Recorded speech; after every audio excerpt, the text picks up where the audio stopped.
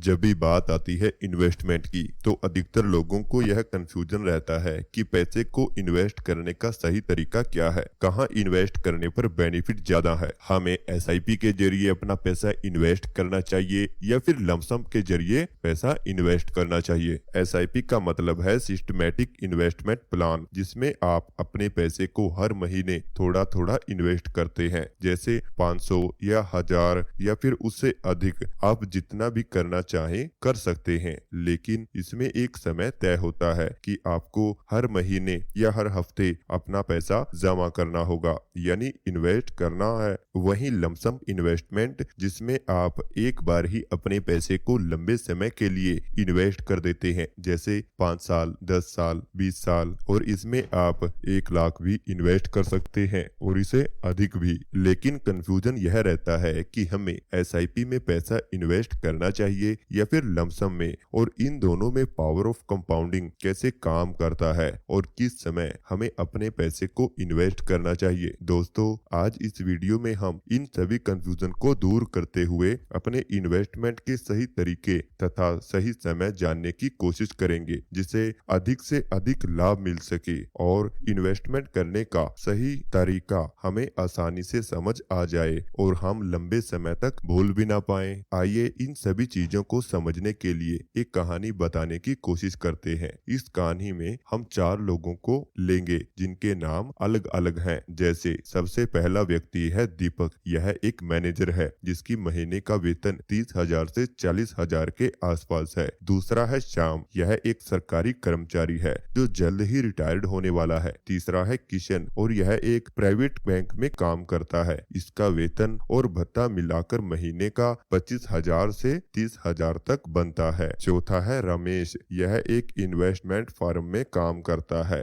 तथा यह सबसे अधिक कमाता है। इसे इन्वेस्टमेंट का अच्छा ज्ञान है तथा यह महीने का 1 लाख तक भी आराम से कमा सकता है। आज हम इन्हीं चारों मित्रों की कहानी के माध्यम से अलग अलग इन्वेस्टमेंट के तरीके को समझेंगे। सबसे पहले दीपक के बारे में बात करते हैं। जैसा कि आप जानते हैं कि यह एक प्राइवेट कंपनी में जॉब करता है और सभी लोगों को पता है कि प्राइवेट जॉब में खुद के लिए समय निकाल पाना बहुत ही मुश्किल है। इसलिए दीपक इन्वेस्टमेंट का सबसे आसान तरीका चुनता है। यह किसी ऐप के द्वारा इंडेक्स फंड में इन्वेस्ट करता है। इसके लिए यह ऐप के द्वारा खुद को रजिस्टर्ड करके प्रति माह 4,000 से 5,000 अमाउंट सेट करता है और समय आने पर कटने के लिए यह एक डेट भी अपनी सुविधा अनुसार चुन लेता है। जानकारी के लिए यह बताना चाहता हूँ, अक्सर ये पूछा जाता है कि आपके द्वारा एसआईपी की तय तारीख को आपके पास पैसा नहीं है और आपके खाते से पैसा नहीं कटा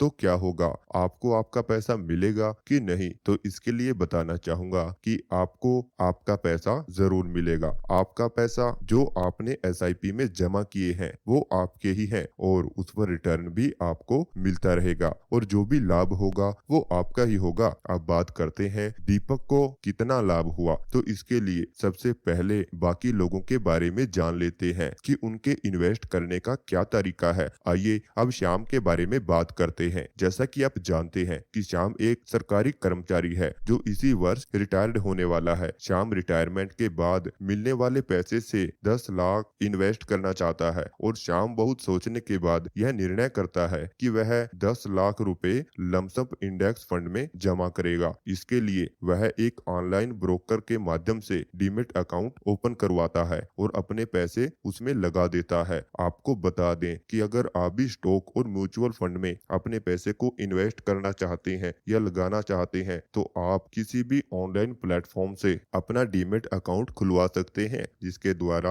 आप अपना इन्वेस्टमेंट कर सकते हैं। इस प्रकार श्याम वर्ष 2010 में अपना पैसा इन्वेस्ट करता है और आप इस वर्ष को याद रखना, जिससे हमें आगे यह पता चलेगा कि श्याम के पैसे का क्या हुआ, उसे कितना रिटर्न मिला। आइए किशन के बारे में बात करते हैं। जैसा कि आप जानते हैं कि वह प्राइवेट बैंक में काम करता है तथा इसे स्टॉक मार्केट की समझ भी है, इसलिए यह सोचता है कि यह इंडिविजुअल स्टॉक में इन्वेस्ट करेगा। इसके लिए वह सब कुछ रिसर्च करके कुछ फेमस स्टॉक्स को चुनता है तथा उन पर बारीकी से नजर रखता है, उनके ग्रोथ को देखता है तथा उसमें बहुत रिसर्च करने और चुने हुए स्टॉक के तिमाही रिजल्ट आने के बाद वह निर्धारित निर्धारित करता है कि वह 15,000 से 20,000 रुपए इन्वेस्ट करेगा। यह कोई एसआईपी तो नहीं है, परंतु एसआईपी के जैसा ही लॉन्ग टर्म में इन्वेस्ट है। किशन मार्केट को अच्छे से रिसर्च करता है, इसलिए वह कभी भी इन्वेस्ट कर सकता है, क्योंकि वह हमेशा मार्केट को एनालाइज करता रहता है। इसलिए उसे इसे कोई भी फर्क नहीं पड़ता कि मार्केट में शेयर ऊपर है या नीचे है, यानी अप है या डाउन है। अब बात करते हैं रमेश की। रमेश को स्टॉक मार्केट की अच्छी जानकारी है, इसलिए रमेश एक एक्टिवली स्टॉक में पैसा लगाता है। उसके पास अच्छी खासी पूंजी है, जिसका प्रयोग वह कंपनियों में इन्वेस्ट करने और ट्रेड करने के लिए करता है। रमेश कंपनियों में अधिक पैसा लगाता है, जिससे 10 लाख रुपए से 15 लाख रुपए तक। रमेश कंपनियों को अच्छे से रिसर्च करने के बाद जो कंपनी उसे अच्छी लगती है, वह उसमें अच्छा खासा रुपया इन्वेस्ट करके अधिक से अधिक शेयर को लंबे समय के लिए अपने पास रख लेता है और अपने इन्वेस्टमेंट में वह अधिकतम मिड कैप और स्मॉल कैप कंपनियों को ही शामिल करता है। मिड कैप वो कंपनीज होती हैं जिनकी मार्केट कैपिटलाइजेशन 20,000 करोड़ से कम होती है, और स्मॉल कैप कंपनी वो होती हैं जिनकी मार्केट कैप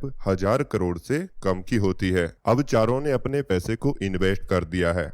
अब हम देखेंगे कि इन्वेस्टमेंट का कौन सा तरीका सबसे अच्छा है। इसके लिए सबसे पहले हम दीपक की बात करते हैं। हम यह मान के चलेंगे कि दीपक ने पिछले 10 वर्षों में मार्केट की हर कंडीशन को देखा है और उसने इन्वेस्ट भी किया है। तो यानी सपोज कीजिए कि दीपक ने 2010 से प्रति माह 5,000 रुपए की दर से इन्वेस्ट किया और 2020 तक उसने लगभग 6 लाख रुपए इन्वेस्ट किया और दीपक को प्रॉफिट हुआ 5,60,000 के लगभग, जो कि 12.80% वार्षिक रिटर्न के बाद मिला है। ये रिटर्न पीपीएफ, गोल्ड और एफडी से कहीं ज्यादा है, लगभग दुगना है। इन्वेस्टमेंट करने का यह तरीका उन लोगों के लिए बेहतर है जो इन्वेस्ट करने के लिए बहुत कम समय पाते हैं और मार्केट को भी ज्यादा एनालाइज नहीं कर पाते। अब बात करते हैं श्याम के इन्वेस्टमेंट की, जिसने लमसम में इन्वेस्ट किया और अपने रिटायरमेंट के 10 लाख रुपए इंडेक्स फंड में लगाए। सपोज कीजिए कि श्याम के 2010 में इन्वेस्ट के अगले ही वर्ष मार्केट में मंदी आ गई और ये मंदी लगभग 18 से 20 माह तक चली, जिसके दौरान वह खुद पर नियंत्रण नहीं रख पाया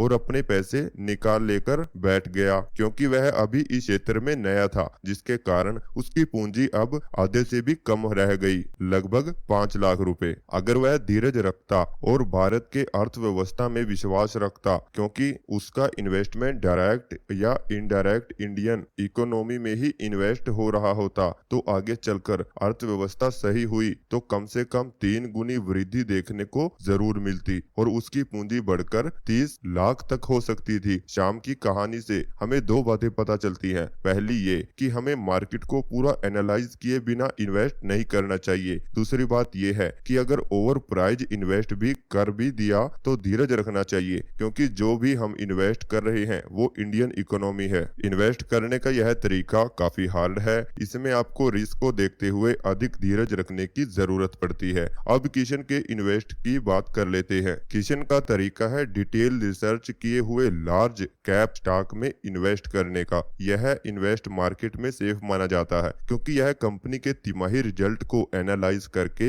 इन्वेस्ट किया जाता है। अब किशन ने हर 3 महीने में 15,000 रुपए इन्वेस्ट किया है, तो 10 वर्षों में कुल 6 लाख रुपए इन्वेस्ट किए और लॉन्ग टर्म में कंपनियां लगभग 15 से 17% का रिटर्न देती हैं। तो इस हिसाब से किशन को 13,50,000 रुपए के लगभग मिला। किशन के इन्वेस्टमेंट के इस तरीके से लाभ तो अधिक है, परंतु रिस्क और मेहनत ज्यादा है। अब आखिरी तरीका रमेश के इन्वेस्ट का था। इसमें रमेश मिड कैप या स्मॉल कैप स्टॉक का रिसर्च करके मोटी रकम इन्वेस्ट करता है। रमेश किसी भी कंपनी को इन्वेस्ट करने के लिए चुनने से पहले बहुत बारीकी से कई दिनों तक उस कंपनी का रिसर्च करता है। उसकी इतनी गहरी रिसर्च करने के बाद इन्वेस्ट की गई पूंजी प्रति वर्ष बढ़ती ही जा रही है। वह हर साल 18 से 30 CGR% रिटर्न उत्पन्न कर जा रहा है और ये इतना रिटर्न है कि कोई भी व्यक्ति एक कारोबार 10 से 15 लाख रुपए को 10 से अधिक वर्षों का इन्वेस्टमेंट में लगा रहने दे तो उसकी पूंजी 100 करोड़ से भी ज्यादा हो जाएगी। इस इन्वेस्टमेंट में जितना अधिक रिटर्न उससे कहीं अधिक रिस्क भी है। ये इन्वेस्टमेंट का तरीका उन लोगों के लिए बेहतर है जो कंपनियों की अच्छी समझ रखते हैं, जो बहुत गहराई से किसी कंपनी का रिसर्च करना जानते हैं। आखिरी में चारों तरीकों के फायदे और नुकसान को देख लेते हैं। पहला है SIP इन इंडेक्स फंड। इसे कोई भी जिसे इन्वेस्टमेंट का ज्यादा ज्ञान नहीं है कम रिस्क में कर सकता है तथा FD, गोल्ड और PPF से लगभग दुगना रिटर्न पा सकता है। दूसरा है लमसम इन इंडेक्स फंड। इन्वेस्टमेंट के इस तरीके में बहुत अधिक मानसिक दबाव को झेलना पड़ सकता है। तीसरा है SIP इन इंडिविजुअल स्टॉक। इन तरीकों की सहायता से हमने समझा है कि इसमें रिटर्न तो बाकी दो की तुलना में ज्यादा है लेकिन रिस्क भी ज्यादा है। इसके लिए आपको थोड़ी मार्केट को समझने की शक्ति होनी चाहिए। चौथा है lump sum in small and mid cap stock. इस तरीके में बहुत ज्यादा रिटर्न है। यह तरीका आपको करोड़पति बना सकता है लेकिन इसके लिए आपको मार्केट की बारीक और गहरी जानकारी होनी चाहिए। इसमें आपको अधिक रिस्क लेने की भी क्षमता होनी चाहिए। तो अगर आप लोगों को ये वीडियो अच्छा लगा तो चैनल को सब्सक्राइब जरूर करना, बेल आइकन को प्रेस जरूर करना।